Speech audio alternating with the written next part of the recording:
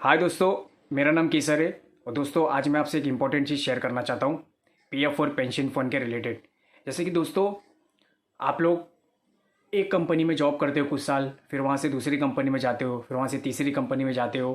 तो हर बार आप क्या करते हो दोस्तों कि पीएफ आप यहाँ से दूसरी दूसरी तीसरी कंपनी में ट्रांसफ़र कराते हो। जैसे कि पीएफ का पैसा ट्रांसफ़र हो जाता है और पेंशन की सर्विस ट्रांसफ़र होती है। तो हाल ही में दोस्तों मेरे साथ इंसिडेंट हुआ।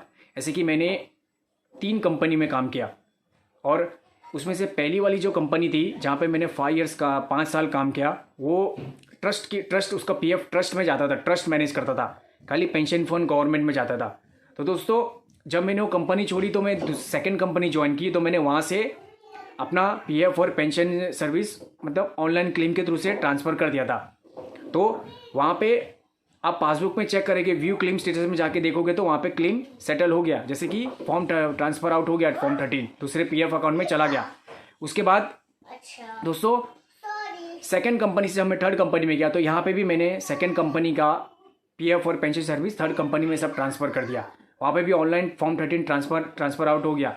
लेकिन दोस्तों अब हाल ही में जब मैंने एक कंपनी छोड़ी और मुझे 2 महीने के ऊपर हो गया, और जब मैंने फॉर्म 19 और फॉर्म 10C भरा तो मेरा फॉर्म 19 सेटल हुआ पूरी तरह से। लेकिन पेंशन का मैं देख रहा हूँ खाली मुझे एकदम कम अमाउंट सेटल हुआ, 10,000 के आसपास दोस्तों सेटल हुआ, जबकि मेरी सर्विस हिस्ट्री थी 6 ईयर की। फिर मुझे पता चला कि ये इशू कहाँ पे हुआ कि जब मैंने ट्रस्ट वाली जो एग्जेम्प्टेड ट्रस्ट था वहाँ से मैंने अनएग्जेम्प्टेड में पीएफ ऑनलाइन ट्रांसफ़र हुआ, तो ऑनलाइन ट्रांसफ़र हो गया।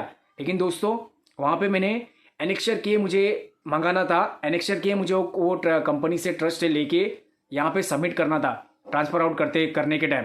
ये मैंने नहीं किया। और दोस्तों ये मेरी गलती नहीं, एक्चुअली ये मुझे किसी ने बताया था, ना मेरे एम्प्लॉयर ने बताया था, ना वो एक्साइड जैसे कि वो 5 साल वाली कंपनी ट्रस्ट वाली कंपनी, ना वो एम्प्लॉयर ने मुझे बताया। और ये सेकंड वाली कंपनी जहाँ पे मैंने ट्रांसफ़र किया, ना वो एम्प्लॉयर ने मुझे बताया। और दोस्तों ये लोग ऐसे होते हैं, ये लोग आपकी कोई मदद नहीं करेंगे, ये खाली आपको एचआर इधर कटा है उधर कटा है ये करने के लिए बैठे दोस्तों। तो ये आपको खुद ही गूगल पे सर्च मारना है, यूट्यूब पे देखना है। तो जब भी आप कोई एग्जेम्प्टेड कंपनी से छोड़ रहे हो और उसका ट्रांसफ़र कर रहे हो कोई अनएग्जेम्प्टेड कंपनी में, तो दोस्तों ऑनलाइन ट्रांसफ़र करने के बाद एनेक्शर के मंगवाइए और यहाँ पे सबमिट कर दीजिए।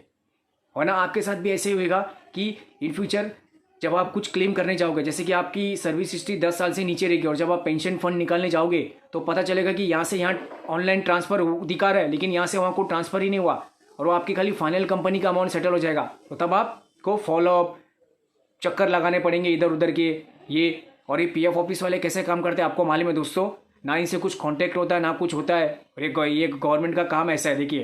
तो इसलिए आपको मैं अवेयर कर रहा हूँ दोस्तों कि जब भी आप कभी भी आप कोई जो कंपनी में काम कर रहे हैं उसका अगर ट्रस्ट पीएफ ट्रस्ट में जाता है और पेंशन गवर्नमेंट में मैनेज होती है, तो जब आप वो कंपनी छोड़ के दूसरी कंपनी में जाएंगे जहाँ पे सब कुछ पीएफ और पेंशन गवर्नमेंट मैनेज करती है, तो दोस्तों यहाँ से एनेक्शर के मंगवा के वहाँ पे सबमिट जरूर करना।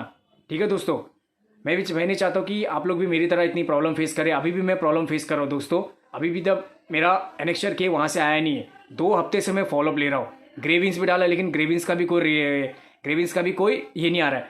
अब मुझे पता चला कि कौन सी ग्रेविंस डालनी है, जो ईपीजी एमआईएस पे डायरेक्ट ग्रेविंस डालते हैं, जो डायरेक्ट दिल्ली ऑफिस आती है, वो ग्रेविंस डालनी है। तो वो मैंने कल डाली है, तो मुझे श्योर है कि वो ग्रेविंस डालने के बाद जरूर मुझे रिप्लाई आएगा, मेरी प्रॉब्लम सॉल्व हो जाएगी। थैंक यू दोस्तों।